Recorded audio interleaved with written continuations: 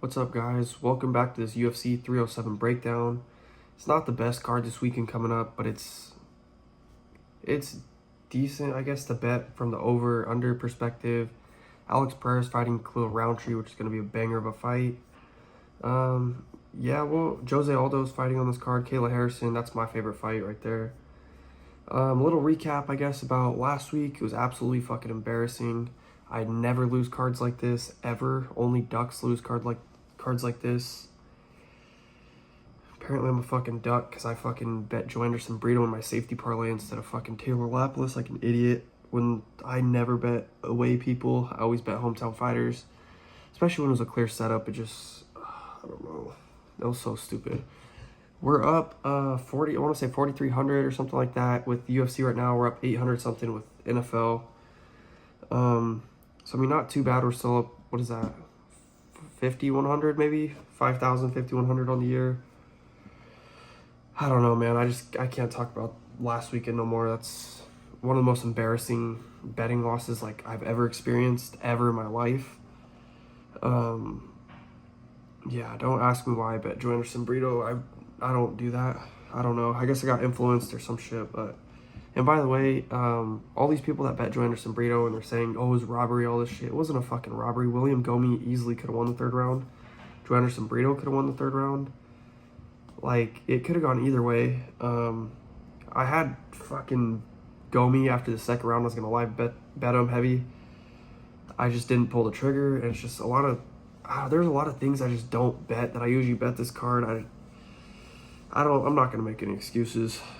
I just fucking sucked last week and looked like a complete fucking casual.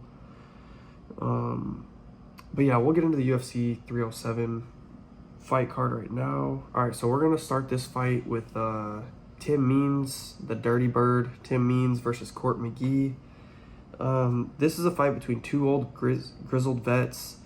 Both have over 12 years of experience in the UFC, which is absolutely insane.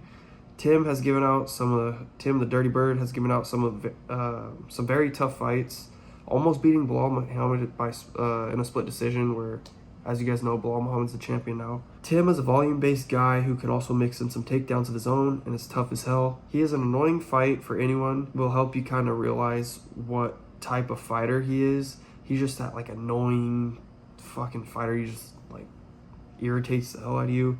He's fucking tougher than a $5 steak. Court McGee is another one of those tough guys who's well-rounded, but is considered more of a grappler at this point in his career. I'm going to go with the Dirty Bird and Tim Means here, as I believe he is just the better fighter at this point, but I'm not going to be putting money on a fight between two grizzled vets who are ready to retire any minute now. Big rule of mine, I'm going back to all my rules after last week's embarrassing-ass loss. I don't even want to talk about it no more.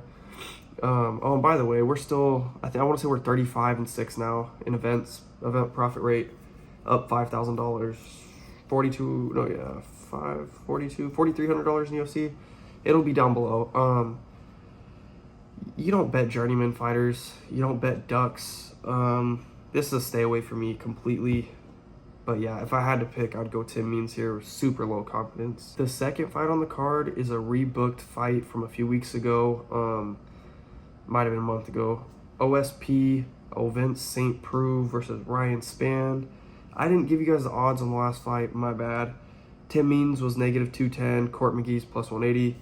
But yeah, in this fight, OSP is plus 270 here, and Ryan Spann's a negative 330 favorite, as I think that's accurate. So this is a fight I definitely don't want to bet on, as both men are so unreliable and people you simply can't trust. OSP is now 41 years old, being 2-3 in his last 5, with both of those wins coming way of split decision over Shogun and Kenny Nzechukwu, where Kennedy was just scared to throw for some reason. Kennedy isn't very good. If Kennedy let his hands go, he would have put OSP to sleep, or at least beat him by decision for sure. Spann is way younger at 33 years old, but like OSP, is 2-3 in his last 5, losing 3 straight fights to relatively solid competition. Ryan Spann is a jiu-jitsu guy who will throw hands, but his chin is not very good at all. OSP will not take the fight to the ground, my bad, and also doesn't have a chin, although it did hold up late against Kennedy. OSP will also gas after the first round, and keep in mind this is an elevation, so it's going to be 10 times worse. Ryan Spann should win this fight by finish early, and I'm pretty confident he gets an old OSP out of there, but I'm not I don't want to touch this fight, especially Ryan Spann at negative 330. Maybe if he's like negative 180 or something. I don't know. He's gonna finish him. I already know he is. It's just one of those things. I just don't want to touch Ryan Spann negative 330. Just one of those. There's better plays on the card. You know what I mean? This is another fight. As boring as it sounds, or as weird as it sounds, I'm looking forward to. Carla Esparza is plus 150 in this matchup, which is interesting. Tecia Pennington, negative 175.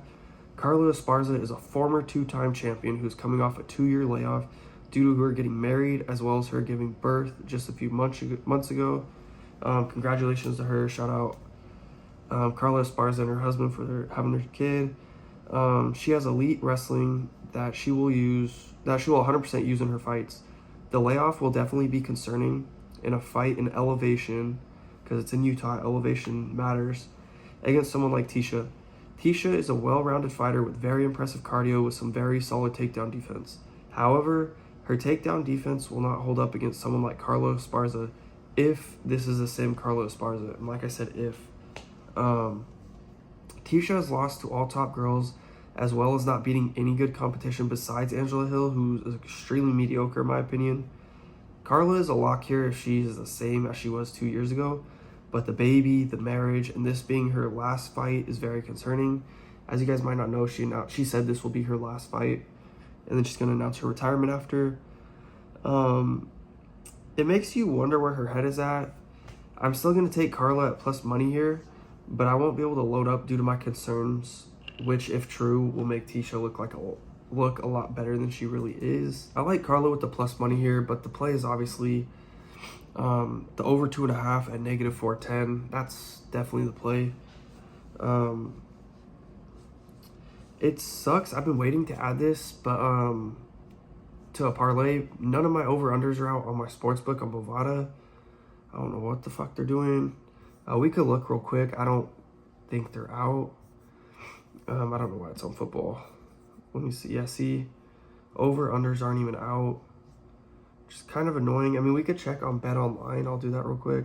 Okay, so here's the over-unders for all these fights. Like I said, this fight's going the distance more likely than not.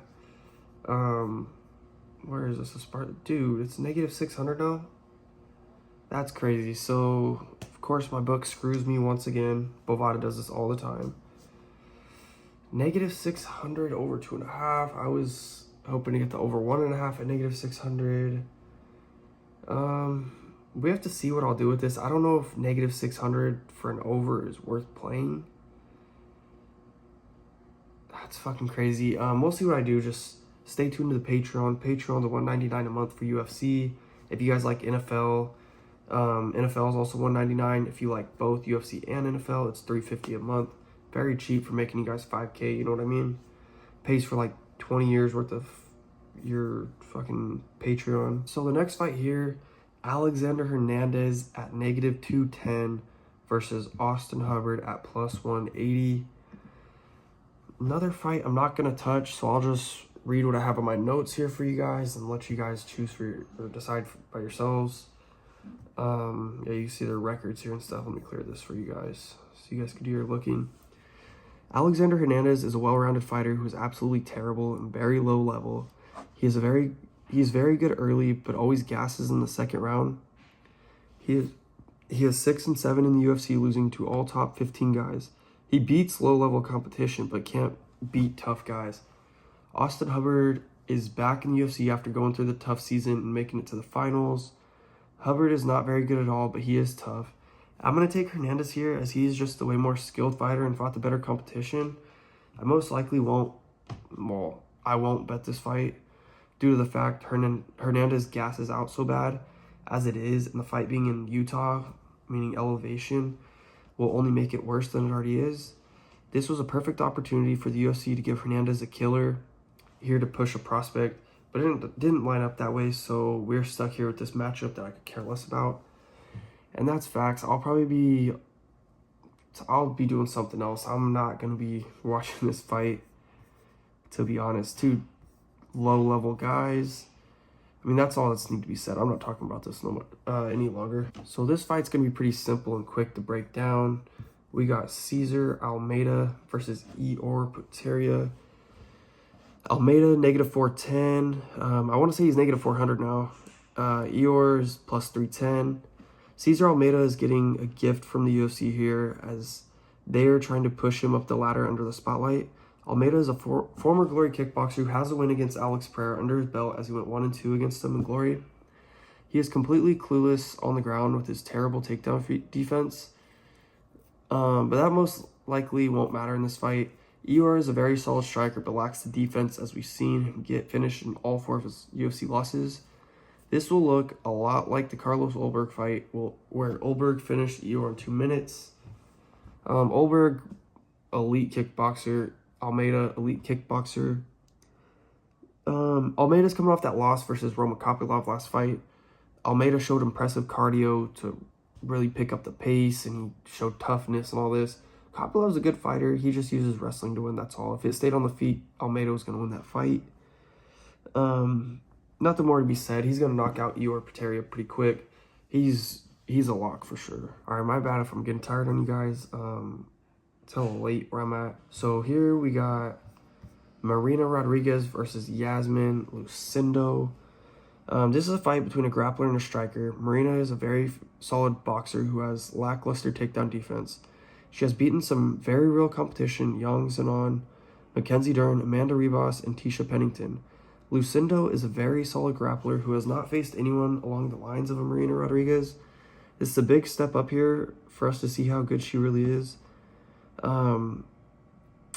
So I need to do more tape on Iasmin. She's the young fighter. She's the prospect they're trying to push, 22. Marina's 37. Give me Iasmin here. She should be able to get this fight to the ground when she wants. Probably win this fight by decision. So over's a good play here. I do like the over. I like Iasmin Lucindo. As you guys could see, she's beating, like, she beat Carolina decision. Poliana Viana is not very good. She submitted her. Brogan Walker decision with her. Iasmin Uruguay, she's pretty good. She's a decision fighter. Marina Rodriguez is also tough. Look at this in her losses. She's going decision besides Amanda Lemos. But Iasmin's not knocking her out on the feet. This fight's going to the ground. She should win a decision here. Now, I like this fight a lot. Stephen Wonderboy Thompson versus Joaquin Buckley. I'm not a big Wonderboy fan, so you guys might hate on me here. Wonderboy's plus 170, Buckley negative 200. The odds are definitely right. I'm going to sum this up very simply and quickly. It's a karate-style fighter with poor takedown defense going up against a short and stocky fighter with lots of power who will look to wrestle with blast doubles. Buckley should be able to get this fight down and get the win here. Simple as that. If he can't get the fight down, though, Wonderboy will be the better striker here and should win, barring a fluky KO where Buckley catches him. I have Buckley here by decision. This fight should go over for sure. I feel like Buckley's not a lock, but I feel like he's safe if you guys want to throw him in one of your bigger parlays, like 6 legs or 7 legs or something like that. I like the over here as well. Stay tuned to my Patreon. I'll have all these plays for you so you know exactly what we're doing, how much to put on every bet to guarantee your profit. Yeah, give me Buckley here. So this is a fight I'm also excited about. Kevin Holland versus Roman Dolidze. It's really interesting, and we'll get into it in a minute. But Roman Dolidze is plus 147, Holland negative 172. This is a weird fight where the underdog should look like a negative 1,000, but sadly he lacks fight IQ and would rather stand and bang instead of just win fights. Kevin Holland is a kung fu fighter who has really good stand-up. His stand-up is better than most, but he'll never beat the elite guys. Same goes with his jiu-jitsu. It is very good except with the elite guys on the ground. Roman has a clear path to victory here where he should just look like a negative 1,000 favorite if he wrestles. The concern here is that Roman loves to stand, where Holland will be the way better striker. Another concern here is Roman has cardio issues, and with this fight being in Utah in elevation, it is only going to make it worse. I don't know who to go with here. I don't know. I think I'm just going to lean Kevin Holland as of right now. But if Roman Dolidze just sticks to his game plan, he's going to beat Kevin Holland, make it look super easy. I like the over here, over 2.5. I don't see Roman Dolidze submitting Holland when he gets to if he gets to the ground. I don't see Holland knocking Dolidze out just because of how tough he is. So give me the over 2.5 in this fight as well. As you'll realize, I'm picking a lot of overs here. It's gonna be a lot of overs in this card. Yeah, give me the over in this fight. So this is currently my favorite fight on the card. Kayla Harrison, the future champ, versus Ketlyn Viera. Let me see. Kayla Harrison is -800. Ketlyn Viera is plus 525. This fight is going to be very simple to break down, but let me get to the fighters first. Ketlyn Viera is a well-rounded fighter who does like trying to get fights to the ground. When on the feet, she is lower in volume but has some real power. She is 3-2 in her last 5 fights, with those 3 wins not being very impressive, beating an old Misha Tate, an old Holly Holm, which she should have lost, and Penny Kianzad, who is not very good at all.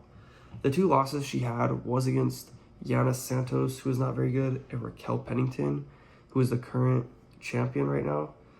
Also fighting on this card, Kayla Harrison made her debut versus Holly Holm last fight, where she beat the piss out of Holly, just battering her and getting that quick finish in the second round. Kayla is the greatest American judoka of all time, winning 2 gold medals. She dominated the PFL, only losing to Larissa Pacheco, who is a killer. But honestly, Harrison just gassed out in that fight and barely lost, where I think she was just bored after beating Pacheco 2 other times before that. Harrison is going to get Viera down here and just maul her until she could find a finish. It's really that simple. And, I mean, I said in my original breakdown she's going to find a finish. Ketlyn Viera is tough as fucking nails. I would go Kayla Harrison round 3 or decision here. I feel like that's the best play. Also, maybe the over. I don't know what the over is at.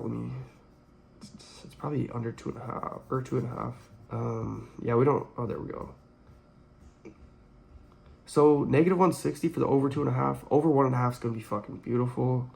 If you guys could get that. But yeah, I have. I don't know why why my computers are glitching. The brand new MacBooks. I don't know what's going on with it. But yeah, Kayla Harrison should win this fight easy. So we got 3 more fights on this card.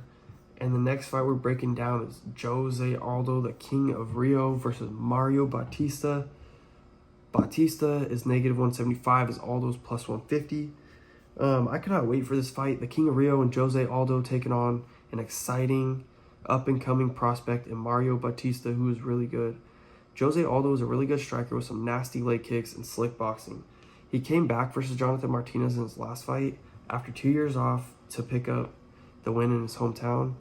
Martinez just looked very gun-shy and shook, with the moment just being too big for him. Bautista is a high-volume cardio freak-style striker who will look to try and mix in takedowns. He really just does everything possible to try and overwhelm his opponents. Those takedowns won't happen here, as José Aldo probably has the best takedown defense in UFC history. I expect Bautista really to just be too much with his in-your-face style for Aldo here to pick up a decision win. But this is a big step up for him, which is why at this point in the week I'm struggling to really lock him in. I don't really even know who to pick. The more the week goes on, I'm starting to lean José Aldo, just due to the fact that he's probably going to have the better boxing, and Bautista won't be able to get this fight to the ground. I don't know, this is a tough one. We'll see what I even do here. I might not even touch this fight. I'll probably just enjoy it. But as of right now, I'm starting to lean José Aldo. Oh, and before I go, I will say over 2.5 for sure. I think this fight's going decision. Over 2.5 looks great. Juliana Pena's making her comeback after 2 years away. Was it 2 years? Yeah, it was 2 years. Versus Raquel Pennington, who is now the champion. Raquel Pennington's -168 here. Pena plus 142.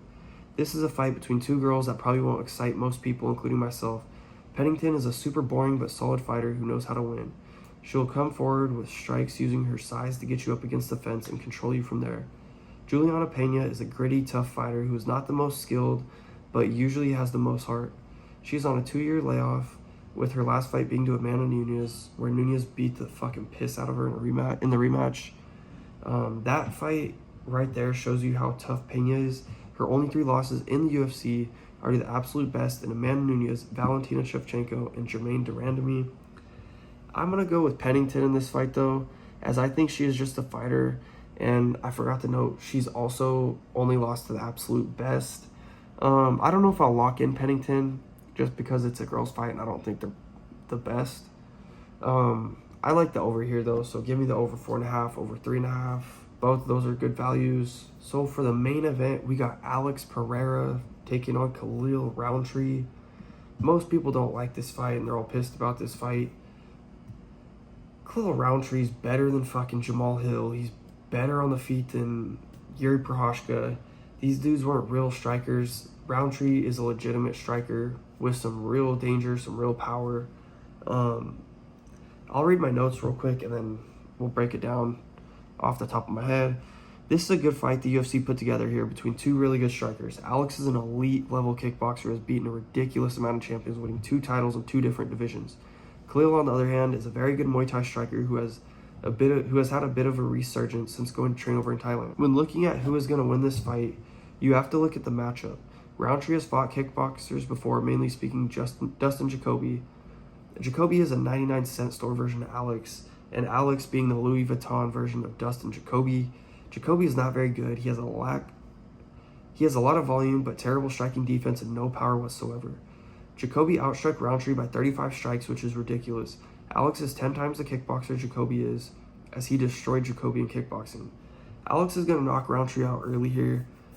I will say, though, I don't get how Hill and Yuri were damn near pick him with Alex when Rountree is a way better striker than both of those two fighters, and that's just facts. Hill's just a late starter who fucking just picked up like street style striking. He's just an MMA striker. Same thing with Yuri. Like, I don't know. It's nothing special. Alex should fucking murder him, but you never know. With that, Khalil could come through and catch him. Alex is getting older. I like the under 1.5 here at plus money, but I love the under 2.5. I want to say it's like negative 275 or negative 250, which is, I think, is just straight value.